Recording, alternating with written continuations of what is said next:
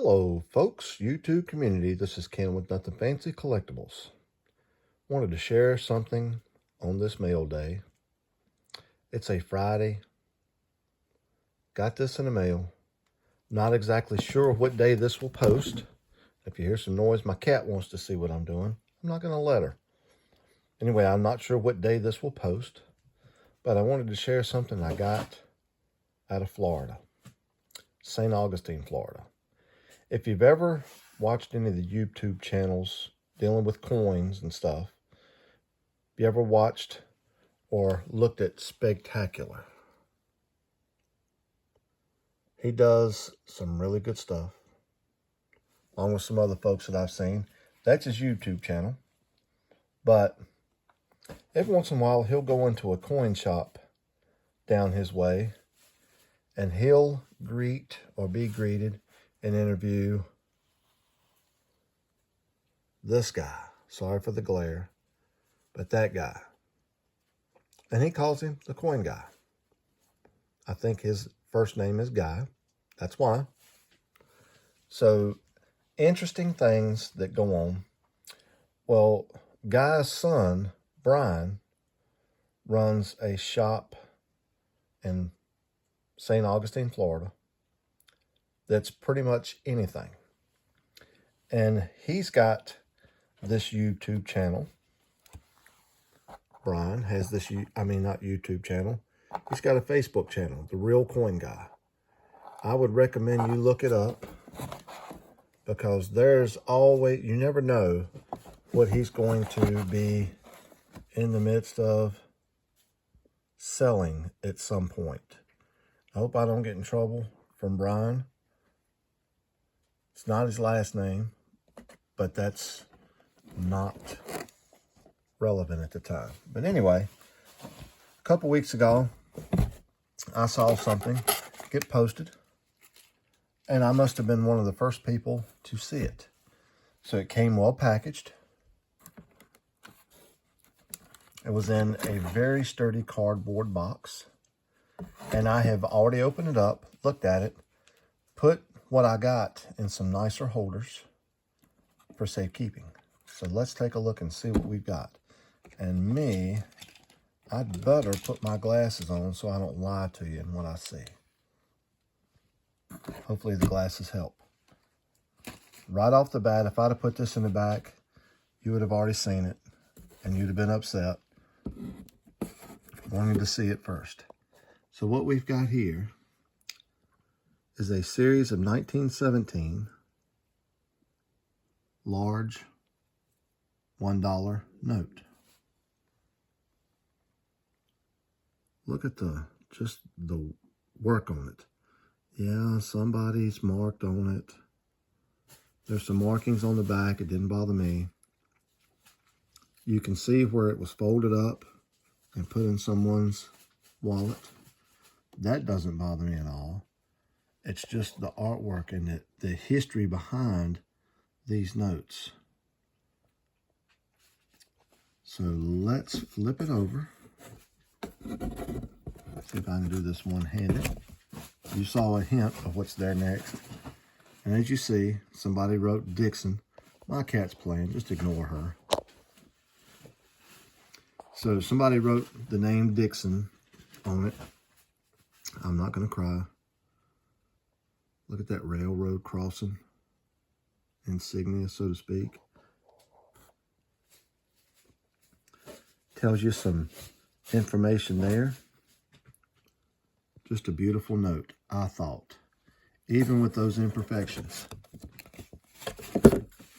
I was one of the first to see it, thank goodness. So I finally got one. A few years ago, I helped value a lot of paper money and some coins that someone had for an estate.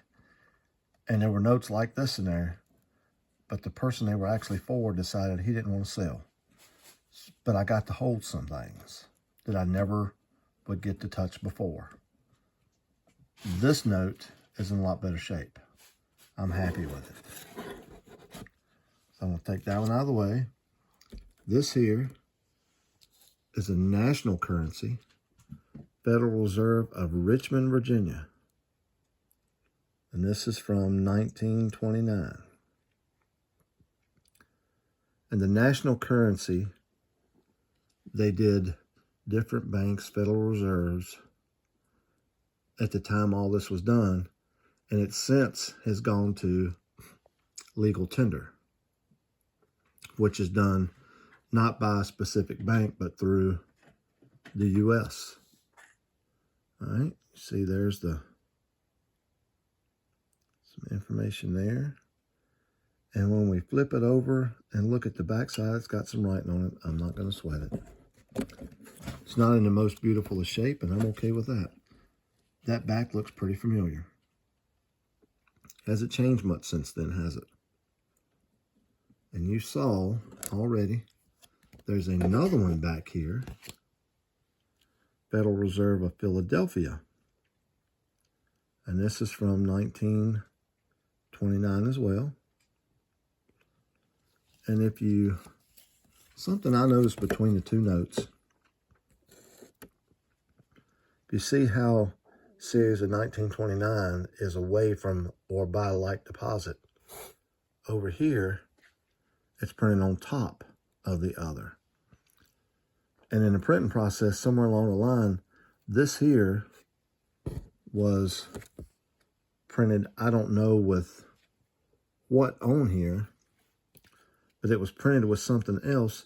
And during that pass, it must have misregistered. And I've looked, I'm going to guess maybe the notes, the serial number could have something to do with it. I'm not positive, but I thought it was pretty cool. And the way Bryan had it marked out, he had 3 different of these 20s, and he was selling them for a certain amount a piece. Or if somebody wanted to get all 3, it was going to be $125. I didn't speak quick enough, so I didn't get all 3. Someone else got the 3rd one, but there were 2 of the Philadelphias, and I was hoping to get it just to show what the difference might be in between the 2. But I can still tell it through the Richmond note. And I'm good. And the back of this one is the same. It looks just the same as what we've kind of still got today. And then the one I was most happy to get, and that lot that I had valued for an estate, there were several of these, a few different denominations, gold certificates. This is from 1928, and this certifies as legal tender in the amount thereof and payment of all debts and dues, public and private. $10 in gold coin payable to the bearer on demand. So at the time, until these were taken out of circulation and stopped, the gold standard was gone. I could have taken this note into any bank, and I could have exchanged it for a $10 gold piece, 2 $5 gold pieces, a $1 gold piece, whatever denomination they had that they may have had in stock. I sure wish I could exchange this for a $10 gold coin right now, worth a whole lot more money. But I like the printed product. It's a pretty note. And when we look at the back side, you'll see it's not much different than what we've got now. Kind of like the 20. I just wanted to share this a little bit. Go to Bryan's Facebook page if you're into coins and currency and things like that. It's kind of funny because the shop he runs is not exactly a it's not a pawn shop, but it's a curiosity shop, I guess. But he's got so many different things. He'll post different stuff. And he even at one point told me he had somebody come in and wanted to sell a real shrunken head. Would that even be legal? I don't know. But a real shrunken head. I'll take one of these notes over that real shrunken head any day. Let me know what you think. Enjoy stuff like this. Bryan, I appreciate you working with me on this. He's really good to work with. So if you get anything from him, message him on Facebook or through email, whatever he gives you. He's really good to work with, and so are the folks he's got down there. And it will get to you safely. Hope you enjoyed. Hope you didn't mind me taking so long. Folks, have a great day, and remember, keep collecting those things that you enjoy. Thanks again, Bryan.